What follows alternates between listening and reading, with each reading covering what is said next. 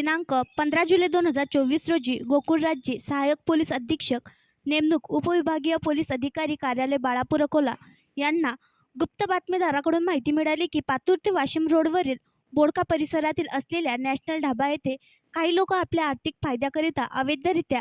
Petrol व डिझेलचा साठा करून ते विक्रीकरिता बाळगून आहेत। त्यावरून IPS गोकुळ राज्य सहाय्यक पोलीस अधीक्षक उपविभागीय पोलीस अधिकारी बाळापूर यांच्या मार्गदर्शनात पोलीस निरीक्षक किशोर शेळकेसोबत पोलीस स्टाफ व पंचासह जाऊन पंचसक्षम रेड कारवाई केली असता एक महिंद्रा बोलेरो पिकअप क्रमांक MH29 800048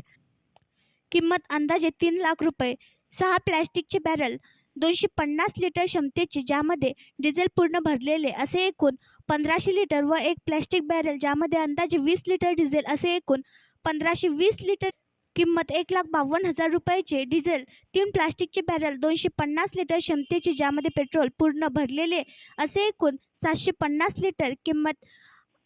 78,750 रुपयाचे पेट्रोल, द्रव्यरूपी ज्वलनशील इंधन मोजण्यासाठी एक 10 लिटरचे माप किंमत अंदाजे 200 रुपये,